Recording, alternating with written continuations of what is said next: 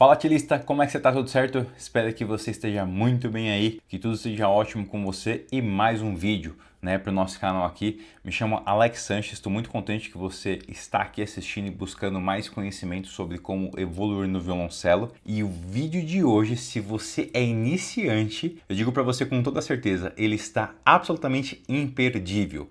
Porque no vídeo de hoje eu vou te mostrar como grandes violoncelistas organizavam seus estudos quando estavam começando no violoncelo. Então, bom, já pega aquele snack aí, aquele lanche maroto e bora pro vídeo, bora pra cá pra minha tela que a gente vai analisar tudo o que os grandes virtuosos fizeram e tudo aquilo que já foi documentado e também algumas referências muito interessantes que você pode buscar para poder estudar com muito mais profundidade e se desenvolver no violoncelo, beleza? Bora pro vídeo então, vamos lá. Bom, como eu disse para você, como grandes violoncelistas organizavam seus estudos quando estavam começando, Então vamos começar aqui com o contexto histórico e a mentalidade do virtuoso. Tudo começa na mente, no final das contas. Eu sempre gosto de falar que categoria de crença determina categoria de pensamento determina categoria de ação e categoria de ação determina categoria de resultado, tá? Basicamente assim que as coisas funcionam para qualquer coisa que você vier a fazer na sua vida, beleza? Então, a necessidade de documentação. A maioria das rotinas de estudo de grandes mestres como Casals e Rostropovich, por exemplo, é conhecida por meio de relatos de alguns alunos e biógrafos, tá? Não por diários de estudo detalhados necessariamente, tá? Esses grandes mestres do violoncelo, eles não possuíam, esses diários de estudo e tudo mais, porque era basicamente o que tinha na época, a forma de você registrar tudo isso era basicamente a base de diários, Uma vez que a gente não tinha a internet, enfim, quando esses grandes violoncelistas iniciaram. A essência, no entanto, é a regularidade e a qualidade sobre a quantidade, Muitas vezes a gente ouve falar, e é claro, que se você tiver qualidade e quantidade, poxa, melhor ainda para você, Mas a gente ouve falar, de muitos violoncelistas que estudavam 8 horas por dia, 12 horas por dia, muitas vezes, Enfim, passavam basicamente o dia tocando, Isso é real, tá bom? Você vai encontrar instrumentistas assim, que estudavam com esse afinco, com essa garra, com esse amor, com essa devoção a um instrumento. Isso existe. E lógico, se você consegue fazer isso, poxa, é sensacional para você, muito bom. Mas é fato que a maioria não consegue, tá bom? E, enfim, também não tem problema, você consegue desenvolver outras maneiras de estudar e se desenvolver tanto quanto no instrumento utilizando menos tempo por dia, O que a gente fala sobre qualidade sobre quantidade. Saber estudar é mais importante do que a quantidade de horas que você passa estudando. Só que se você quiser ser um solista, por exemplo, aí de fato você vai ter que unir as duas coisas, tá bom? Unir qualidade e quantidade, beleza? O mindset do iniciante prodígio, Para muitos, a rotina inicial era imposta por um professor ou familiar, Como no caso do Yo-Yo Ma, que nós já vimos, no seu vídeo inicial aqui do canal. O foco era a disciplina e a desconstrução da dificuldade, A gente vai falar um pouco mais sobre isso aqui nos tópicos a seguir, mas como você já viu, e se não viu, eu recomendo muito que você assista, o primeiro vídeo que eu lancei aqui no canal, desconstruindo, digamos assim, a trajetória do grande violoncelista Yo-Yo Ma. Você vai ver que ele sempre estudava com esse foco, assim, de tornar o que era difícil muito mais fácil através de algumas estratégias, E eu percebo cada vez mais que estudar violoncelo está muito atrelado a isso, a você resolver problemas, que é uma coisa que o grande maestro, o grande violoncelista Mauro Bruccoli sempre fala. Resolver problemas. Estudar é resolver problemas. Tenha isso em mente sempre. Se você está estudando só para passar as coisas, cara, você não está estudando, você não está se desenvolvendo, você só está repetindo e eventualmente pode ser que você tenha erros, nessa repetição. Ou seja, é o que a gente sempre brinca, na prática não leva à perfeição. A prática consciente, sim, leva à perfeição, mas apenas a prática pode se tornar o ato de deixar permanente certos erros que você eventualmente tenha, tá? Então é muito importante tomar cuidado com isso. Avançando aqui, rotinas de estudo documentadas e seus pilares técnicos, tá? O método da desconstrução, no caso de Yo-Yo Ma, Yao Tsuyun Ma, que seria basicamente o pai do Yo-Yo Ma. Pilar, clareza de pensamento e gerenciamento da complexidade. Rotina inicial, estudando a peça 2 compassos de cada vez. Então, você tem uma vantagem ali que seria ensino o iniciante a abordar o violoncelo com uma mentalidade de engenharia reversa, quebrando o desafio técnico em microproblemas solucionáveis. reduz a tensão e a ansiedade. Exemplo prático para o iniciante. Ao estudar uma escala, concentre-se em apenas 2 dedos por vez. Exemplo, dedo 1 e dedo 2, ou primeiro ou segundo dedo, tá? Garantindo a precisão da afinação e a qualidade do som antes de adicionar o terceiro e o quarto dedos, né? Terceiro e quarto dedos. Bom, isso aqui é muito interessante, né? Lógico que você, como iniciante, você não vai ficar ali dessa forma robótica e mecânica, né? Como esse exemplo propõe. Mas o que isso aqui quer mostrar é que quando você vai tocar, no final das contas, né, o que o iniciante, geralmente o estudante costuma fazer? Ele passa tudo diversas vezes. Então ele vai fazer escala, ele não fica ali preso aos detalhes, né? Quando no final das contas são os detalhes que vão trazer essa base para você. Lógico que sendo iniciante, eu nem recomendo isso também, tá? Não foi assim que eu estudei no final das contas e que ainda estudo, né? Eu sou um estudante de violoncelo. Mas o que eu quero dizer é o seguinte, adultos especialmente tendem a focar na perfeição e as crianças simplesmente querem se divertir com o instrumento. Só que as crianças têm uma coisa que os adultos não têm tanto mais, que é tempo, né? Os adultos têm uma vida muito corrida, tem que pagar as contas, etc. Tem que fazer uma infinidade de coisas, né? Seja você um profissional do violoncelo, da música, ou um amador que ama fazer aquilo, que adora tocar e tudo mais, e que tem o violoncelo como um hobby. Então, uma das coisas que eu sempre digo é cuidado com o excesso de detalhes no início, mas à medida que você vai ganhando complexidade, vá adicionando um certo nível de busca por detalhamento, né? Busca por aperfeiçoamento naquilo que você vai fazendo, para tornar o seu ato de tocar cada vez mais refinado, porque é assim que a gente vai refinando a técnica, né? No final das contas, você vai buscando uma clareza ali de detalhes, né? Uma dissolução daquilo que você busca tocar de uma forma muito mais refinada. Então, assim, isso aqui vai, sei lá, num exemplo de uma escala, por exemplo.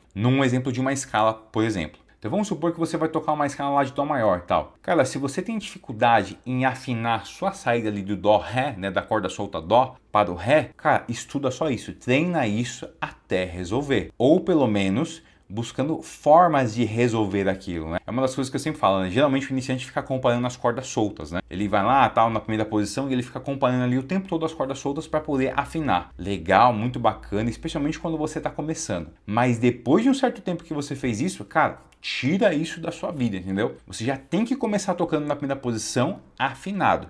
E como é que você faz isso? Tirando primeiramente esse vício de ficar ali e tal, afinando, buscando a primeira posição, tocando as cordas soltas para afinar e errando bastante. Não tem jeito, você vai tocar. Ah, mas quer dizer então que eu vou fazer isso num concerto? Não, você vai estudar dentro da tua casa, né? Você vai adicionar esse elemento de começar a tocar na primeira posição já afinado dentro da sua casa. E é assim que você vai. Você vai errar, mas eventualmente você vai começar a afinar. E você vai notar que o seu braço ele já vai ali para a posição certa de onde está a primeira posição, tá bom? Então assim, busque sempre resolver problemas, né? E quanto mais problemas pequenos você vai resolvendo, pensa comigo, no final de um ano você tem uma floresta de problemas que foram solucionados, né? Então, esse é o grande lance aqui, tá bom? B. O foco na sonoridade e expressão. Pablo Casals. Pilar. O som como prioridade máxima. Casals revolucionou a técnica ao priorizar a expressividade e a sonoridade sobre o virtuosismo puro. Isso aqui é muito interessante, né? Porque isso é muito comum, eu toco guitarra também, e é muito comum assim no universo da guitarra, né? Você tem pessoas tocando assim numa velocidade extrema ali, paletando e tudo mais, né? Só que quando o músico consegue, e um desses músicos que conseguiu isso foi o Steve Vai, assim, que conseguiu chegar no nível de virtuosismo extremo e mesclar aquilo com musicalidade profunda, aí você tem uma coisa assim que é, cara, sensacional. Então, assim, a técnica precisa servir à música, tá bom? E nunca o inverso, beleza? Rotina inicial. Casals dedicava tempo considerável a exercícios de arcos lentos e longos, focando na qualidade do ataque e da sustentação do som. Ele acreditava que o arco era a alma do violoncelo. Talvez você, como violoncelista, talvez não saiba disso, mas a guitarra é exatamente a mesma coisa, né? Tive um professor de guitarra chamado Pedro Esteves aqui em Guarulhos, e quem conhece o Pedro Esteves sabe que o Pedro, assim, cara, toca horrores e mais do que isso, ele é um excelente mestre. O Pedro literalmente formou uma legião de bons guitarristas aqui em Guarulhos, né? E assim, dispensa comentários, tá? Hoje ele é professor, inclusive, né, do Conservatório Municipal de Artes de Guarulhos e é um cara, assim, excepcional. E o Pedro sempre falava isso, cara, o guitarrista ele é feito na mão direita, né? Ou seja, a mão que vai lá, que vai tirar o som. E é a mesma coisa com relação ao cello, assim, sabe? Porque se você simplesmente colocar as posições lá, fizer, enfim, apertar as notas, nada vai acontecer. Já parou pra pensar nisso? Nada vai acontecer, entendeu? Você precisa tirar o som de alguma forma, seja através de pizzicato ou através do arco, né? São essas basicamente as duas formas que nós temos para produzir som com o violoncelo.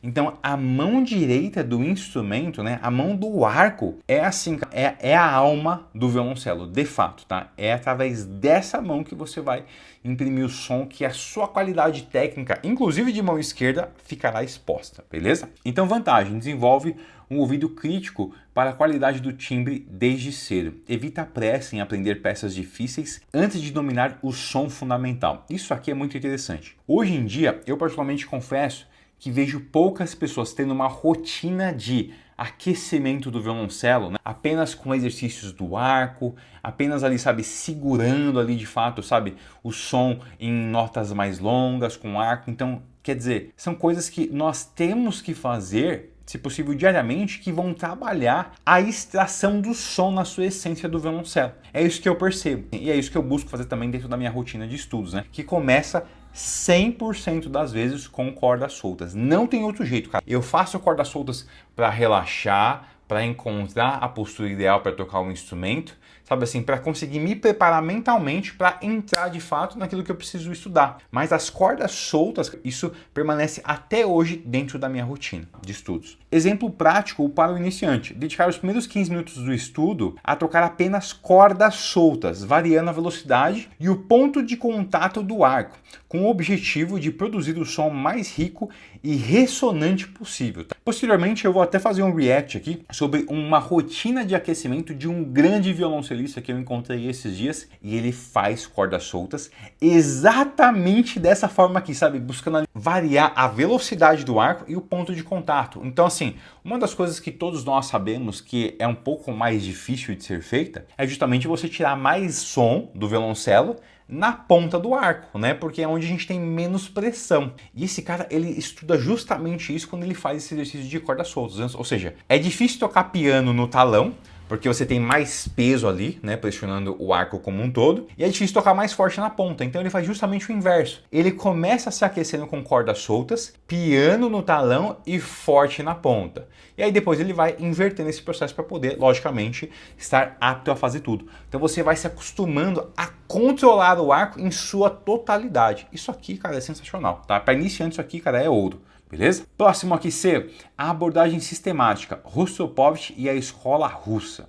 Pilar, domínio técnico abrangente e sistemático, muito interessante. Rotina inicial, ênfase na organização do tempo e na divisão clara entre técnica, escalas, arpejos, exercícios e repertório. A escola russa valoriza o domínio de todos os aspectos técnicos antes de avançar para o repertório complexo. Eu confesso para você que eu sou muito fã disso aqui, porque assim, se você tem uma base técnica muito forte, você vai tocar tudo. Pode ser difícil, porque as coisas serão difíceis, né? Porque assim, qual que é a principal diferença, né, no final das contas? Vamos supor que você pegue uma música em Dó maior para tocar e você vai estudar uma escala em Dó maior. Você tem as variações das escalas ali, né, que são basicamente os arpejos, em que você pode pular uma nota ou outra, etc, para fazer esses arpejos. E ok, muito legal. Só que a música, você tem a aplicação das mesmas notas que você faz, por exemplo, em 4/8 dentro de uma escala, só que numa ordem totalmente variada e com ritmos variados. Então assim, as posições, se você faz uma escala, são basicamente as mesmas, você tem acesso a elas. A diferença são os saltos que você vai ter eventualmente de cordas, os saltos de notas e os ritmos que serão os mais distintos possíveis, mas as notas são basicamente as mesmas. Então assim, as escalas, elas são muito úteis, né, como um exercício de reconhecimento e de domínio das posições do instrumento e também de sonoridade. Existem milhões de formas de você estudar as escalas. E quem explora isso também muito bem é é o professor Mauro Bruccoli, que tem, né, por sinal, um treinamento fantástico que eu tenho aqui, inclusive faço, né, de escalas e arpejos no violoncelo. Já é um treinamento um pouco mais avançado, beleza? Ali de nível intermediário para avançado, mas eu recomendo muito, né, que você o faça, inclusive o link está aqui na minha descrição, beleza? Agora, o que acontece é o seguinte, como eu disse, as músicas, o repertório em si é basicamente a aplicação técnica de tudo aquilo que você viu, só que assim, num modo 100% aleatório. Coloquemos dessa forma. Acho que você vai entender, né, a partir desse exemplo, porque você tem ali as notas em sequências distintas, diversas e, sei lá, todas possíveis, tá bom? Então, a grande sacada é essa. Então, as escalas e os arpejos e tudo mais são, na minha visão, um excelente exercício de reconhecimento do espelho, de aprimoramento da sua técnica e também de musicalidade, porque você consegue estudar música através das escalas e dos arpejos, né? Uma vez que você consegue tocar aquilo das mais distintas formas possíveis. Só que a grande sacada aqui é que as músicas vão explorar isso da forma mais aleatória possível. Então, quer dizer, você vai colocar a sua técnica para jogo. Essa é a grande sacada. Então, por isso que ele é tão importante nesse sentido e faz tanto parte da evolução. Chega uma hora na vida de um grande músico, né, o que não é meu caso ainda, mas chega uma hora que ele não estuda mais técnica, necessariamente nesse ponto. Ele estuda só o repertório,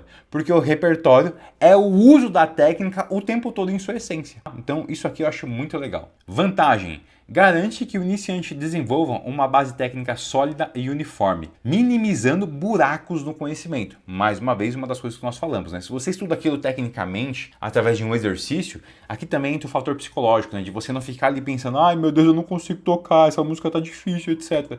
Não, é só um exercício. Ele é justamente para isso. Tanto é que existem diversas peças que possuem exercícios preparatórios para ela. Então isso aqui também é bastante útil, beleza? Exemplo prático para o iniciante: seguir um cronograma rígido de 1/3 do tempo para a técnica, escalas em diferentes ritmos e dinâmicas, né, com diferentes tipos de arcadas e etc. 1/3 para estudos, né, aqui por exemplo do Porter, ou Dotzauer, ou sei lá, 113 e por aí vai, beleza? E 1/3 para as peças, para as músicas de fato, onde ao final do estudo, depois de todo o trabalho técnico que você fez, né, e mais mecânico e mesclando ali com musical já dentro dos estudos como do Por, Dotzauer e muitos outros por aí, né? Aí sim você vai para as músicas que você vai eventualmente apresentar, vai martelar para ter o seu repertório criado, beleza? Vamos lá então. O livro Cello Mind, Nation Technique, de Hans Georgen Jensen e Mina Rose Chung, é um recurso pedagógico moderno que foca em 2 pilares essenciais.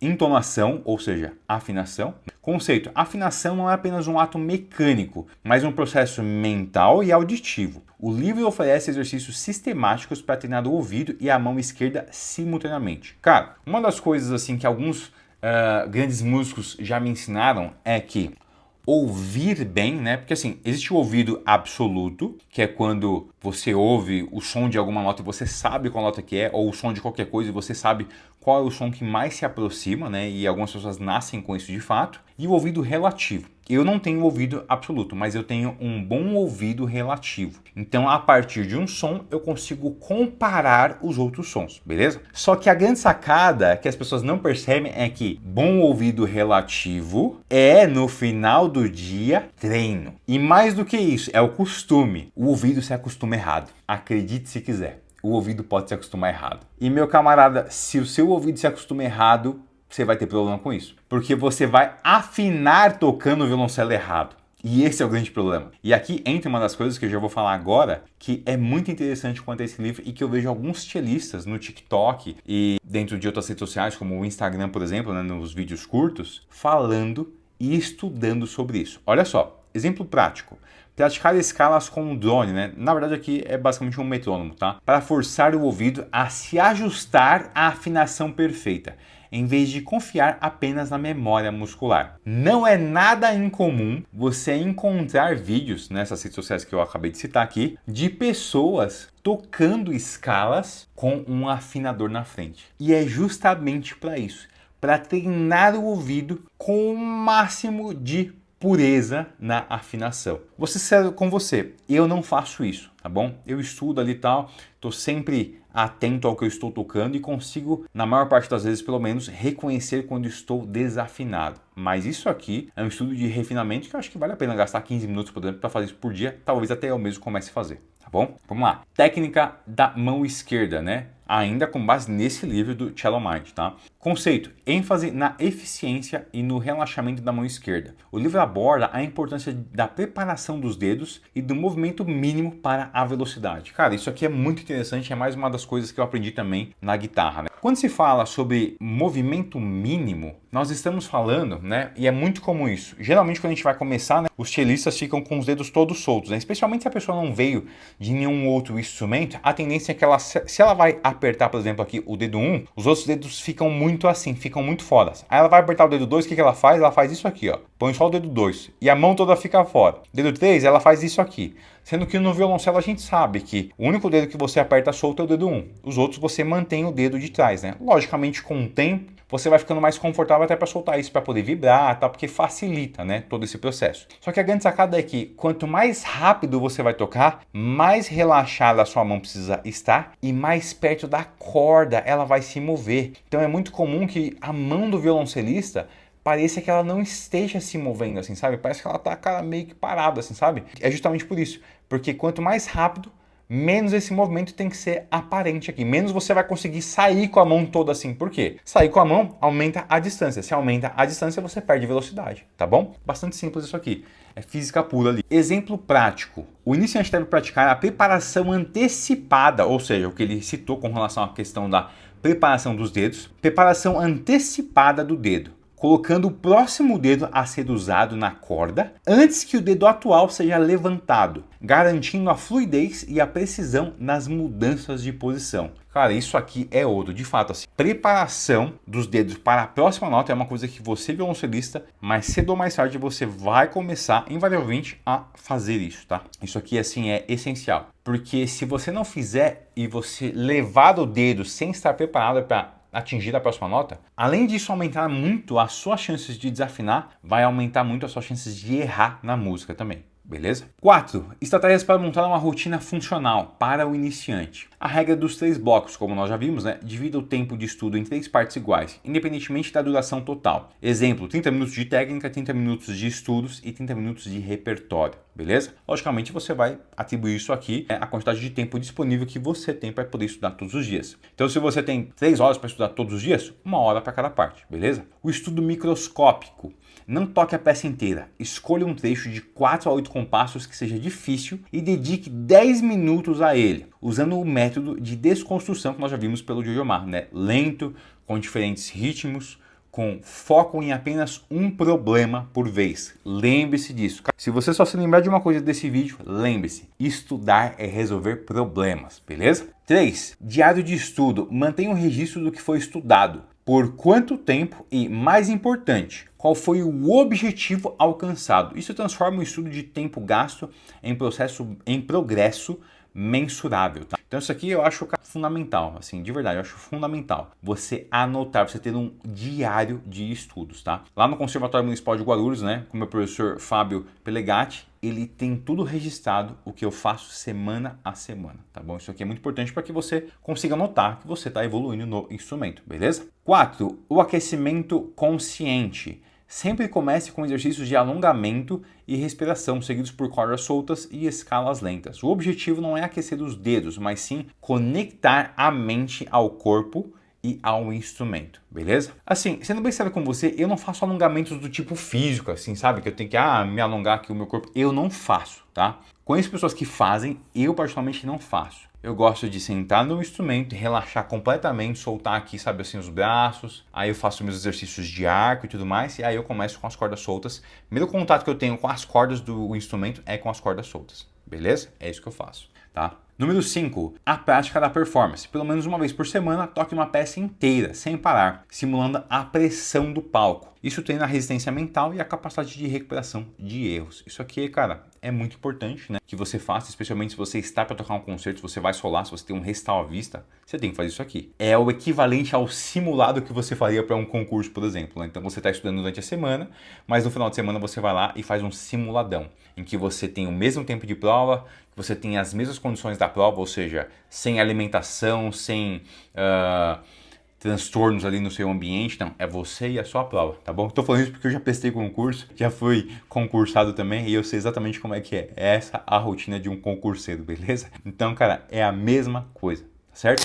Basicamente é isso, espero que você tenha gostado aqui desse vídeo, né? Espero que, se você for um iniciante, que esse vídeo te ajude bastante. Tô tentando trazer esses conteúdos que, poxa, eu não vejo ninguém falando por aí e tal, são conteúdos com mais foco iniciante talvez, né? Não tenho aqui a pretensão de atuar como um professor de violoncelo, apenas de compartilhar essa minha paixão pelo instrumento e pela música com você, tá bom? Se você não está inscrito no canal, se inscreve aí, dá essa força pra gente, dá essa moral e te vejo no próximo vídeo. Valeu!